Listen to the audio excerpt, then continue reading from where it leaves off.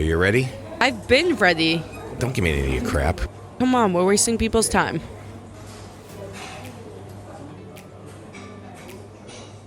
Hi there. Thanks for diving into Two Peas, Same Pod, the humorous podcast of family unity that proves we're all in this comedic roller coaster of life together.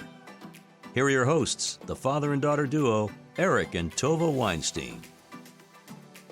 We're back, people. We back. Guess who's back? Back again. What's the Michael Jackson song? Or, I want you back. I want you back. Want you back. Bum. I want you back. Yeah, I was just I want you singing back. Is that what you were singing? Yeah. Yeah, I don't think so. I want you back. Who sings that? Michael Jackson and Jackson Keep it 5. that way. Oh, Yeah, you like that? Yeah, that's a good one. Hello, and welcome again to Two Peas Same Pod, a father-daughter podcast about, thank you, about everything and yet nothing at all. And we break our show into 3 segments. First segment is World Peas, where Tovah talks a little bit about pop culture and gets my reaction because I generally don't know half of what she's talking about. Mm-hmm. Then we have Peas Our Family. Peas Our Family.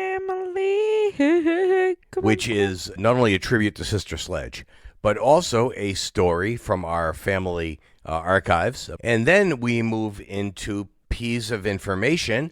Piece of information. No idea why we do that. No idea. Just at a little all. jingle for y'all. Little jazzy interlude. Woohoo! Jazzy. And that's when I toss Tovah some hot questions, and I get even Hotter answers. And so, Ow, burn. So without further ado, let's get into World Peas. It's time for World Peas. Okay, Tovah, what do you got?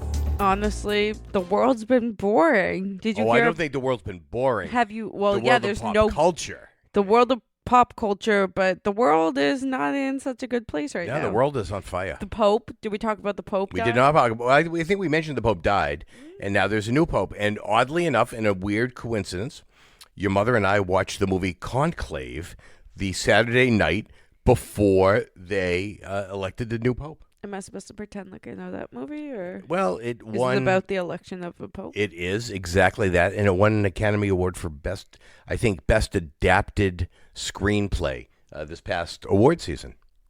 Stars Ralph Fiennes, Stanley Tucci, who's everywhere. I remember Stanley Tucci when he was on Wise Guy back in the late '80s.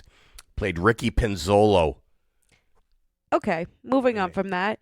I wanted to go to the movie. Hold on. That's an impressive deep dive into the mental archives of Eric Weinstein. So for those of you who are of my generation, come on. You got to admit, that was a pretty deep dive. Give him some credit, people. Give me a little credit. Yes. Where was I going with this? I have no idea. What were you talking about? We were talking about how you said the world was on fire. I said the world was on fire, and the world was on fire. Did you hear about that Japanese or Mexican ship that crashed into the bridge in New York? That was, I think, a Mexican naval tall ship. Yeah. What was last that night. about? I don't know, but I was just watching the video before you walked in here. That looked like a nice ship with lights on it. What was that about? I don't know, but it hit the Brooklyn Bridge, and 2 people died, 2 sailors on board. No. Yeah, so let's not ridicule that too much. I'm not ridiculing anything. If anyone's ridiculing, you're ridiculing. How am I ridiculing? You're ridicule. Anyway, so by the way, we are recording this today from our... Don't dox. From our plush but not overly ostentatious remote studio. We're not in our usual location. Our sound may be a little different because of the environment, but we decided to record in comfort. Yes, Tovah's raising her hand. Yes, Ms. Weinstein? Nothing. We didn't talk about DP, Dave Portnoy, sticking up for our people. Knock, knock. Who's there? Interrupting cow. Moo. Moo. Sorry. Okay. Anyway, I we raised my hand. You called on me. I know. We didn't talk about Dave Portnoy. I try to avoid talking about Dave Portnoy. I know, but... Because in general, 99 and 44% of David Portnoy is tool bag. But he did redeem himself just a bit. A bit, really. By stepping up for our people. He's one of our people. Yes, he's one of our people. Jews, by the way, is what I'm referring to for you new listeners. Mm-hmm. And he did step up because of a bar that his company has an ownership stake in down in Philadelphia, was participating in something that was extraordinarily anti-Semitic. Mm-hmm. And when he found out about it, he went nuts. He went public. He got the waitstaff fired, and the people who were involved, he actually agreed to send them on a historical tour of Auschwitz. So stupid. If it's actually true and they actually follow through, they were supposed to take a guided historical tour of the death camps. Ironic how the kid went to Temple University. That's just an ironic Yeah, little I said twist. ironic. Yeah. But that's ironic because the university is named Temple, not because it has anything to do with Judaism. No, Judaism, son. Okay, Max Greenfield. Mm-hmm. You're Tovah Greenfield. What else you got? What else has been going on these days in pop culture? Well, did you know the new pope is from Indiana? No, Illinois. Oh. And there's a video of him from 2005 at the Chicago White Sox World Series game wearing a Chicago White Sox jersey. What's he doing there? He's obviously watching the game. It's just interesting to see the guy who's now the Pope, the leader of the Catholic Church. It's nice that he's from the United States. Yeah, I guess it's not our thing, but, like we said the last time, I think we did say something about respecting other religions, and, it's good to have an American representative. Yeah, nothing's really been happening in pop news besides, it's graduation season. Like, people are graduating left and right. Yeah, but that usually doesn't affect pop culture. Yeah, but it's just that time of the year where people are kind of happy. There's nothing like groundbreaking, dramatastic going on. Dramatastic? Dramatastic. Is that a word that you just made up? Yeah, I guess there is. Okay. Well, then why don't we just move... If you look up dramatastic in the dictionary... It's going to see your picture? Yeah. Okay. Yeah, you are dramatastic. Or dramatastic. If anyone is looking for an employee... Oh, yes, but that is more of a family folklore thing. Okay. Or, Anyway, so why don't we move into the Peas Our Family segment? Peas Our Family. Come on. It's time for Peas Our Family. We are family. Okay, and we're back after that little Sister Sledge tribute. Remix. This is our family folklore, Peas Our Family segment. And this week, we actually are going to talk about, and you'll see why when we get to the end of it, we're going to talk a little bit about your tour of Syracuse University back 5 or 6 years ago. What happened with our tour guide, Michael? Oh, my God. That was hilarious. Okay. That was hilarious. So let me just say it at the outset. Yeah, paint the picture for them. Oh, I'll paint a picture, all right. Wait, let me paint a picture. Well, hold on. Let me paint. 1 second. You can pick up the brush. Okay? So let's just say, people, the tour guide makes or breaks the tour of a college or university. If you don't have a good tour guide, you walk out of there with a very blasé feeling or maybe even a negative feeling about something you've just seen. But if you've got a good tour guide, they could take you on the tour of a dump and you would still enjoy it because a good tour guide makes the experience. And with that, let's talk about Michael and our tour of Syracuse, specifically when we were in the dorm. Yeah, so Syracuse was my top one school. And I think you always knew I would never end up there. I think with the price tag and all. Oh, the price tag, yeah, for sure. But you... Hold on. You Has anybody ever been to Syracuse? Anybody who's ever been to Syracuse knows there's nothing in Syracuse other than the university that's even remotely decent. And Dinosaur barbecue? Dinosaur barbecue. Yeah, okay, so take it back. Oh, and the King David shawarma joint. So take it back. I take it back. Go ahead. And so, but you enlightened me, and you took me on the tour there, and we had... I was humoring you. Yeah, humor. I took you in the middle of winter, hoping it was going to be snowy... you tried to sabotage me, and it didn't work. I played myself. I know. It was a warm day that day. And we actually knew a couple of people on our tour. We ran into them. We did see Jonathan and Daniel, yeah. Anyway, by the way, we also saw Daniel at Maryland, and that was a random bump in. But so I always knew that I was going to like this campus tour no matter what, just to piss off my dad, get under his skin. Yeah. And so we're touring around, and our tour guide was very flamboyant. Like, I think that adds to the story. He was very over the top. Yes, over the top.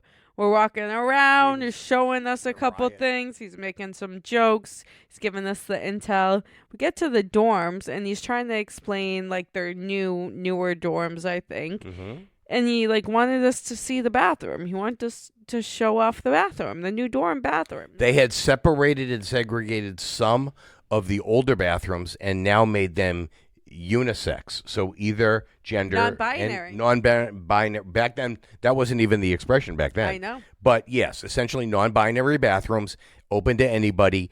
And he wanted to show us one because they were all like tricked out. And Yeah, he goes to open the door. Everything's fine. It wasn't locked or anything.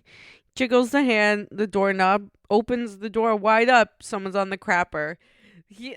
some woman was on the crapper. She like shrieked. I'd never seen someone move so fast. He shut the door and he was like, with his hands like waving it, flaring in the air. He's like, run. He's like, oh, he said something along those lines. Yeah, he's like, let's get out of here. I know. And And so he ran. He literally ran out of the I bet building. that person, we don't know in the unisex bathroom, I bet that person will remember the time that the tour walked in on her taking a massive in the new bathrooms. She was probably just trying to enjoy herself. Enjoy yourself. Enjoy yourself. Some peace and quiet. So the reason we tell that story from several years ago is because today, Tovah, Elaine, and myself went to go visit Josh at his new apartment. He's just relocated. Hopefully I don't get roofied at this one. I doubt that's going to happen, but he has now moved in with a new roommate. Shout out. Hannah Wolpert. Shout out Diane. Yeah, okay. Diane and Alan, yeah. So aunt and uncle. So Josh and his companion have now moved in together, and we decided to go visit. Today was moving day, and we brought some cleaning supplies and some other stuff for the new place. And Josh was taking us on a quick walk around, and it's really very, very nice. We're not going to specify where, but it's a very nice suburban location. Nice apartment complex, condos attached to it as well. They've got a pool. They've got this. They've got that. Dog park. Got a dog park. They have a wet bar room that you can rent out. They have a bunch of different like conference rooms and rooms where you can kind of sit down, do your work. You can rent them out for occasions that you have coming up. Yep. No, it's very nice. And I needed to use the restroom, and we happened to walk by a woman's room and a men's room as we're walking down the hall. And we went to go open the men's room, and I couldn't open the door. Everything you need a fob to open everything, basically. Pretty much the whole place so we were operates like, oh, on a fob. Well, there was no fob receiver on the door or on the door jamb, so clearly it wasn't a fob, but there was a key lock on the door lever. And so we assumed maybe because they didn't want just anybody stumbling in and using the bathroom that you had to use a key to get in. So Josh takes the only key he has there is for his mailbox, and so he takes his key and he puts it in the slot, and it doesn't unlock, it doesn't move anything, but then he pushes it a little bit, and it did pop a button. You could hear it click, and he pushed, and it did release the doors. So clearly, in our minds, that's what you have to do if you want to use the bathroom in the common area. And he pushes the door open, and there's a guy in there pulling his pants up as the toilet's flushing. Was it a one-person bathroom? It was a onesie. At least he wasn't sitting on the grapper with his legs sprawled open, and you guys didn't make eye contact while he's on the grapper. Josh just shut the door, and then you're like, run, let's get out of here. And I was like, that reminded me of when we were at Syracuse. Yes, and so we did. We took off. We took off. I mean, we said we're sorry, and we just kind of like, no, sorry. we didn't. We didn't say sorry. We closed the door. That was. I thought we said sorry. No one said sorry. Okay, so then we weren't sorry. We just run down the hall. Unfortunate situation. Oh, very unfortunate and slightly embarrassing. But we did end up running down the hallway, through a door, and down around the corner to the elevator. The stairs, yeah. Well, no, we had to wait for the elevator. Oh, yes. We also have another funny story from this week. Semi-related. A stinky story. A very stinky story. So Franklin had his annual checkup, his annual physical. Poor Franklin. Franklin is our mini Labradoodle, for those who do not know. Oh, by now anybody who's listened knows. Yeah, but what about our new listeners? Okay, so for your new listeners, we have a mini Labradoodle. He's only 18 pounds. My dad jokes that he has bigger things in his colon than this dog. It was his checkup on Friday afternoon, and when we got the email during the week reminding us of the appointment, they asked us to bring a stool sample in. Franklin has a history of some stomach problems, but this was just a routine check. This is just bring it to his physical so he can just carve it up and check it out. So on Thursday night, Elaine packaged a little steamer up, and she stuck it in the fridge in a paper bag in the fridge. I'm like, what's for dinner? Open the refrigerator door. Big steamy poop bag smelling up the first of all, it's in a scented poop bag, and then that bag is inside a paper bag with his name on it. So next hopefully to my eggs. It was probably sitting right on top of the food that she was going to eat. Anyway, the next morning, I take it with me to work. I take it with me when I take him to daycare, and I toss it in my car because I'm going to be picking him up early at doggy daycare and then taking him to his appointment later in the afternoon. So I throw the bag, the poop bag, into my car. And what was the weather like this day? It actually was okay when I was walking him in the morning. And by the way, I should say also that since he dropped a fresh one when I was walking him that Friday morning, I actually picked up the fresh one and I replaced that with the one that was in the bag. So I threw the cold one that was in the bag, I threw that in the trash. So having it in the fridge was just all for fun. Basically. And so it was, this one is, a fresh one, and I stick it in the paper bag, and it's in the back seat of my car. And I drive him to doggy daycare. And when I got to the office, I just walked up to my office. I forgot to take stuff out of the back seat. Windows rolled up. Everything. And the temperature climbed. And the sun shined right into my car. And the temperature climbed higher. And I would say the temperature got up to close to maybe 80. Maybe, yeah. 81. Yeah.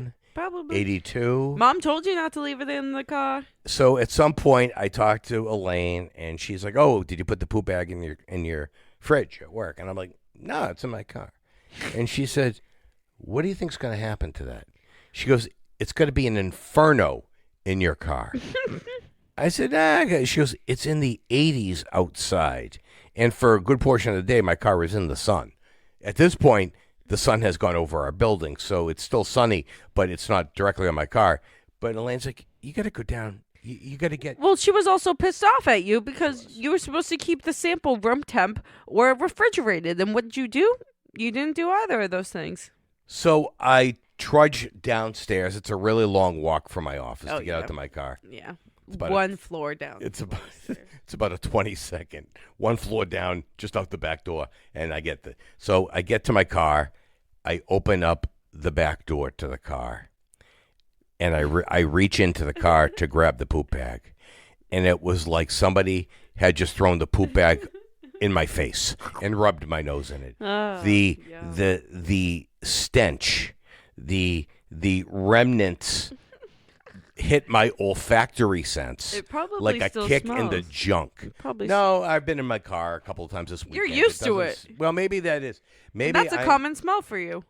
Oh, funny. Yeah, okay. So let me just tell you, when I got back into the car at the end of the day, Elaine actually ended up taking him to his appointment after you had picked him up. Mom met you at the vet's. So I didn't have to take him after all. But I did have to bring a poop sample back the next morning because obviously the sample that I had was no good anymore. No good. But all they really had to do was come out and take a whiff in my car, and they would have said, "Oh yeah, that dog's healthy." Yeah. Is that what they do? They whiff it? No, they put it under a microscope. They check for stuff. Oh, freak. Yeah. God, I don't need that. They do his glands. No, that's His the anal glands? groomer does the anal glands. Oh, what? Seriously? Yeah, the groomer. I just saw a video on how to. I do not want to hear about how to express a dog's anal glands. Usually there's two little balls, and they're usually underneath, like, the butthole, and you want to, like, gently apply pressure and push up, and then it should squirt out. Well, all right. Everyone says the smell is, like, ungodly. So maybe you should take up dog grooming and anal expression. Guys, like I mentioned earlier, I'm ready for employment. I put in my 2 weeks notice. And so I'm on the job market officially. Like before it was like official, but I was like half-assing. Oh, for sure. Now I need a full ass ahead. I was going to say, you better be whole ass in this. And you save some money. You do. Good thing you live at home. Good thing I live at home, and good thing I have lovely parents who provide a roof over my head. She says And- this for you people in the audience, believe me. And sea bass for dinner. Oh, sea bass, my ass. Chilean sea bass. Yeah, I think. Your sea bass bank. Oh, yeah. It's still in the bank for Costco It is- because I didn't get it at You're Costco. done. You're done. Your sea bass is done. Today, I wanted sea bass for dinner. It's a beautiful night. We're going to grill. We're going to barbecue. If it doesn't rain. When she says we, she means I am. Teach me how to barbecue. Yeah, okay. Do you want me on there? Not really. Yeah, exactly. So, I wanted some Chilean sea bass, and last time I went to Costco, they didn't have any Chilean sea bass. So I was like, "Dad, I have a Chilean sea bass in the bank," and he's like, "You don't have anything in the bank." I was like, "I have a Chilean sea bass in the bank for dinner because last time when you said I could have it, I didn't have it because they didn't have any." So that's my little spiel. I will be enjoying some delicious Chilean sea bass tonight with some accoutrements. I'll make some guacamole. There'll be accoutrements. Okay, so on that note, why don't we move into the accoutrements of peas of information? Let's learn more. Let's learn more Peas of with information. peas of information. Information. Peas of information. Little enthusiasm. You only have two? Yeah. Okay. So for now, let's start with you seem to enjoy spending my money at Trader Joe's. I do.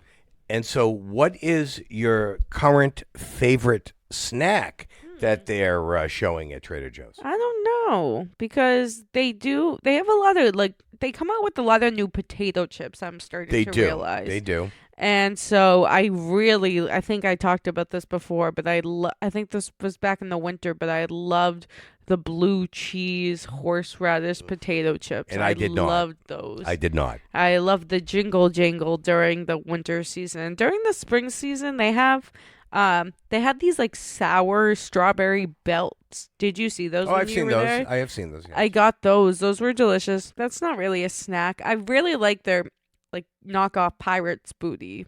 That's yeah. a constant. The sour cream and onion one. What else do I like from there? I love the unexpected cheddar with some of their wheat thins, the Trader Joe's wheat thins. You like the cheese or the cheese spread? Both, but I eat the spread more. We had cheddar last night from Trader Joe's. I know I had to buy that. It was not the unexpected. Oh, what was that? Is I the was- one in the Dubliner? No, it's not Dubliner. It was some new brand or some new version that they had. Yeah, it was pretty good. Yeah. And of course, we had the Campanzola. Oh, you have to have the Camzola blue. That is brie with blue cheese strands, or blue, or the Oh, blue my cheese mouth mold. is watering. Yeah, it's. Did you eat all of it? No, there's some in the fridge. There's some in the fridge. Yeah, it's a party in your mouth. And okay, A and so stinky party in your mouth. Well, Stinky leg Franklin. not any more stinky than the horseradish and sour cream. Oh, those or are whatever so the good. potato chips. Those are so They good. smell and taste like feet. Didn't we talk about the items I've been loving at Trader Joe's recently? Not recently, but we did go through that one time. For a long time, you were allergic to strawberries, Oh yeah. and you're still allergic to kiwi. Oh yeah. But you've been tested for strawberries, Oh, and, yeah. and you're clean.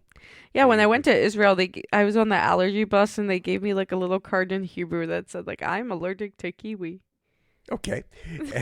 Anyway, so you're still allergic to kiwi. You're not allergic to strawberries. But what would be your favorite fruit? What is the fruit you enjoy eating most? Well, it's different because I eat the most banana.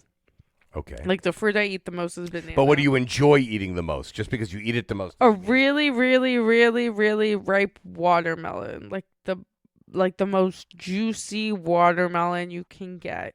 A nice, crisp, cold, juicy watermelon. I like melon. I like cantaloupe, and I like honeydew. Not honeydew. Love honeydew. No one. I've never met a person who likes honeydew. I like honeydew. Never have I met anyone. Well, who you have likes now. honeydew. I don't know you. It's like I don't even know. I you. love honeydew. I do not like watermelon. What? I don't like seeds. Yes, you do. I don't like the seeds. I'm surprised when I asked you your favorite fruit, you didn't give me the obvious answer. Mango? No? By the way, I finished your mango. That container. I put some in my yogurt the other day. I was just starting to utilize it. Yeah, well, too late. Okay. Not mango. My favorite fruit? Yeah. Mine? Yeah. Strawberry? Avocado. That's not my favorite fruit. What? You eat a lot of avocado. Is that a fruit because it has a seed? Is that is what a we're... fruit. By definition, it's a fruit, baby. I hate by definition. It's a green vegetable. It's not a green vegetable. I do like an avocado, but you have to salt the avocado. You have to salt the avocado. By the way, so hold on, Tovah, hold that, please. Just hold it. You did something. I don't know what I did. Now I think no. No, it's better. Okay, now I think it's better. Yeah, so for those of you who cannot see us. No one can see us because you refuse to do video. Tovah's using a mic stand, and for some reason, suddenly, the mic started swinging back and forth. I think that now that I have some free time, Yeah. we're not going to add more work onto Attorney Eric Weinstein's plate. We're not going to do that. But maybe I can figure out the video part of this podcast. We did see that the UMass Career Center still offers access to all sorts of resources for their alumni. Go you. So, since you're a graduate of the Eisenberg School of Business, cum laude, magna cum laude, summa cum laude. Not magnum. One of those laudes. Hopefully you can tap in. Tap, tap. What? Tap, tap, bitches. Oh, that's nice, really. All right, and on that tapping of bitches comment by Tovah, we're going to sign off, and we're glad to be back. We're going to try to get back onto a track instead of every 3 or 4 weeks. We will be, now that I'm not going to have anything interfering with my life. Hopefully that's not going to last long. Yeah, hopefully it won't last long, people. I am available for personality hires. Oh, yes. You could be a greeter at Walmart. Oh, nice. Well, I mean, people like a bubbly personality. People like bubbly personalities, not at Walmart as well. True. Okay, and on that note, this has been 2 Ps. Same pod. And, Peace out. And peas out. See you next Tuesday, people. See you next Tuesday.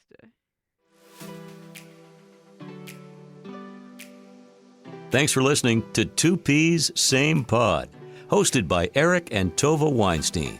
Please subscribe and join us next time as we continue to share humorous anecdotes, funny mishaps, and comical observations from our own lives. 2 Ps, Same Pod is produced by 1253 Studios, bringing always humorous and sometimes thought-provoking conversations to you through your favorite podcasting sites. Creative Content and Marketing Director Tovah Weinstein. Executive Producer and Chief Editor Eric Weinstein.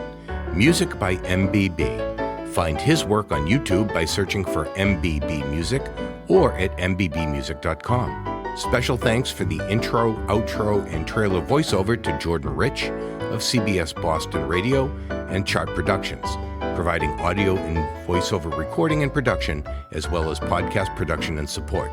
Visit Jordan at chartproductions.com.